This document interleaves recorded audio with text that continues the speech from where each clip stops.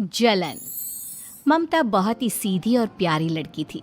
वहीं सुनील एक सरल और आगे बढ़ने की सोच रखने वाला लड़का। सुनील, बेटा सुनील कहाँ है? अरे जरा एक गिलास पानी तो दे दो। हाँ माँ, अभी आया। क्या माँ, पानी तेरे सर के पास ही तो रखा है। क्या हो गया है, तबीयत खराब है क्या? अरे नहीं नहीं, वो उठने का मन ही नहीं कर रहा था, तो देखा ही नहीं। वैसे क्या कर रहा है? यहाँ बैठ ना मेरे पास। माँ पढ़ रहा था।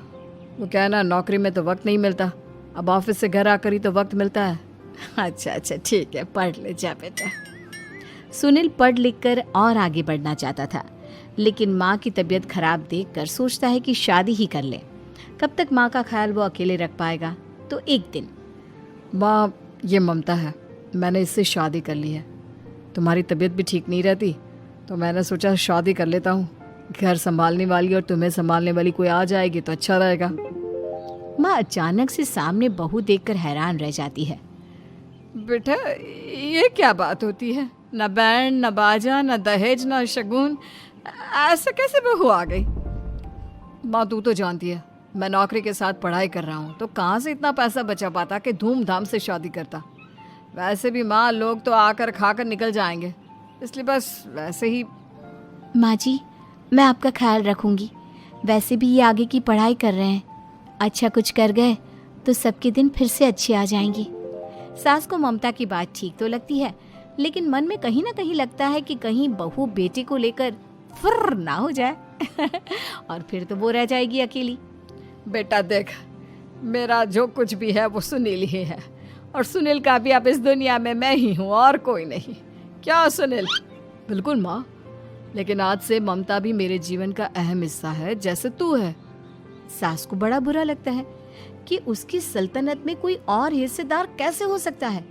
कैसे कोई और उसके 30 साल के बेटे की जिंदगी में अचानक से आकर बराबर का हिस्सेदार बन सकता है।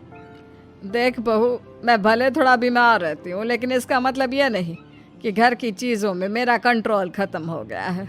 मैं आज भी इस घर की रानी हूँ, समझी? बेटा सोचता है कि ये माँ को अचानक से क्या हो गया।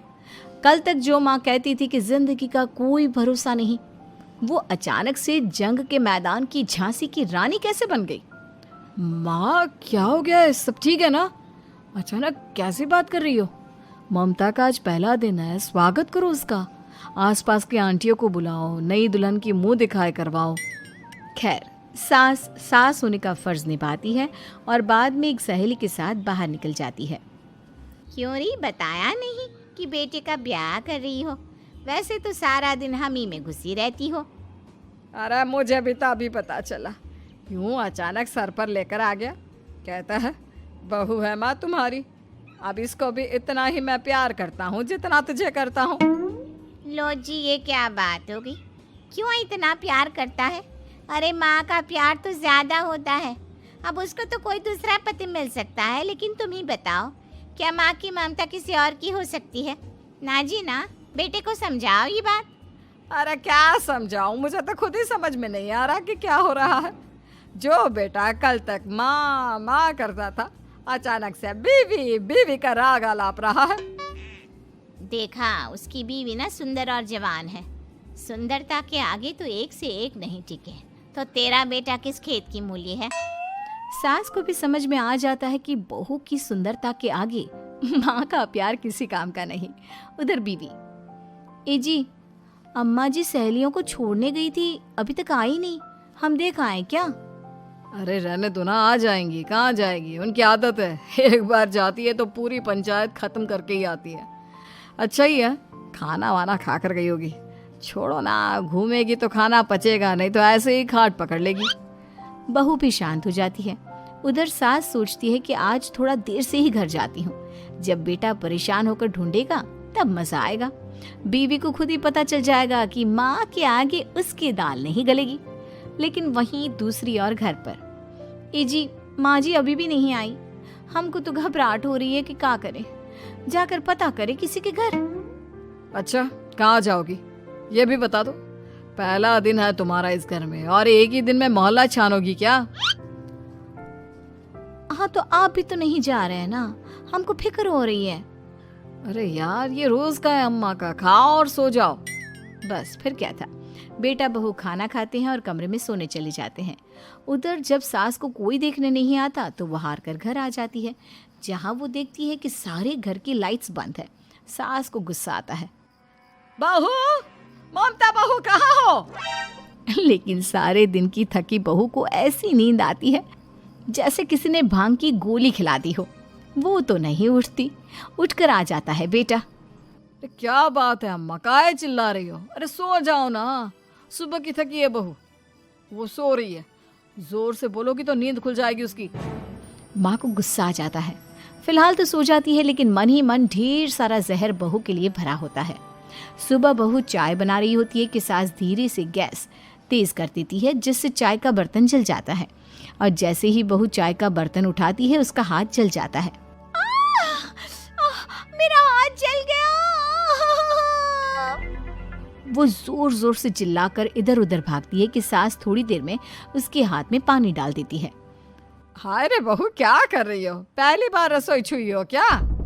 सासू माँ गलती से गैस तेज रह गई थी और बर्तन जल गया, जिससे मेरा हाथ जल गया। हाय रे, कितना गंदा दाग। छी छी छी छी, मुझे तो उल्टी आ रही है तेरा गला हुआ मांस देखकर। तू ना मुझे अभी साथ से खाना मत लगाना। बहू भी खुद का हाथ देखती है तो उसे भी रोना आ जाता है। कुछ दिनों के बाद सास की सहेली आती है, बहू चाय बनाकर लाती है। उसके जाने के बाद सहेली कहती है, बहू की सुंदरता ऐसी है कि कोई भी दीवाना हो जाए। वैसे तेरे बेटे का क्या हाल है? अरे वैसा ही है, बहू के पीछे लट्टू। क्या करूं, कुछ समझ में नहीं आ रहा। मैंने तो बहू के चेहरे पर दिवाली के पटाखे की चक्री फेंक दी, उसका पूरा चेहरा जल गया। अब देखो ना रही सुंदरता, और ना ही अब मेरा बेटा उसे पूछता है। अरे अब तो वो उसे छोड़कर दूसरी भी देखने को बोल गया है मुझे। बहू सारी बात सुन रही होती है। आंटी एक बात बताइए, क्या भरोसा है कि दूसरी सही आए और आपके अनुसार रहे? देखिए आंटी, मेरी सासू माँ को गलत बात सिखाने की जरूरत नहीं है। हमारा परिवार साथ में खुशी से रह रहा है। देख बहू, मेरी सहेली की बेइज्जती ना कर, वही अच्छा रहेगा तेरे लिए, समझी? बहू नहीं मानती है। वो बार बार उनकी सहेली को घर से निकल जाने को कहती है। तभी सास की सहेली पास के चूल्हे से लकड़ी लाकर बहू के चेहरे पर लगा देती है। बहू जोर जोर से रोने लगती है। अरे ये क्या कर दिया? मैंने कहा किया, ये तो तूने किया। तू ही नहीं चाहती थी कि बहू बेटे के साथ रहे, भला मैं क्यों करूंगी? मैं तो चली, निपटो अब। बहू रो रही होती है, दर्द से चिल्ला रही होती है, लेकिन सास उसे डॉक्टर के पास नहीं ले जाती। तभी पति आता है। क्या हो गया ममता? ये दाग कैसे लगा? तुम कैसे जली? ममता कुछ नहीं कहती, बस दर्द से करा रही होती है। पति माँ की तरफ देखता है। हो ना हो माँ, ये पक्का आपका काम है। आप ही ममता से जला करती थी ना। देखना माँ, अब पुलिस आएगी, केस बनेगा, लेकिन पहले मैं ममता को अस्पताल लेकर जा रहा हूँ। सभी अस्पताल जाते हैं, जहाँ डॉक्टर ममता की सास से कहते हैं, आपने तो नहीं जलाया ना बहू को? अब ममता की सास के तो पसीने छूट रहे होते हैं। वो घबरा कर कहती है, ना ना डॉक्टर साहब, कैसी बात करते हैं? हम क्यों जलाएंगे अपनी बहू को? डॉक्टर ममता के पति से पूछते हैं। देखिए, क्योंकि ये ससुराल में जली है तो मामला पुलिस का बनता है, तो आप पहले पुलिस को बुलाइए, तभी इलाज पूरा होगा। सास डर जाती है कि अब तो बच्ची जिंदगी जेल में ही रहना होगा। रहने दीजिए ना, पुलिस को क्यों बुलाना? सारी हंसी खत्म हो जाएगी जब पुलिस के डंडे पड़ेंगे। बहू को जलाना भले ही बहुत आसान हो, लेकिन उसके बाद सारी जिंदगी जेल की हवा खाना। सास डर जाती है। पुलिस आती है। पास लेटी दर्द से करा रही ममता स्टेटमेंट देती है। तो क्या हुआ था? कैसे जली आप? ममता पास खड़ी सास को देखती है। बेटी बताओ, कैसे जल गई तुम? ओए, काका का किरण वाली शाहरुख, चुप, बिल्कुल चुप।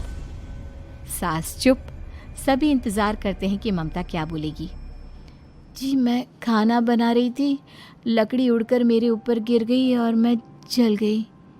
सास बहू की बात सुनकर रोने लगती है। देखा माँ, कितनी समझदार है ममता। ये चाहती तो, हाँ बेटा, ये चाहती तो मैं आज जेल में होती। मुझे माफ कर दे, मैं आगे से अभी कभी ऐसा नहीं करूंगी। बहू के साथ मिलकर रहूंगी, मुझे माफ कर दे।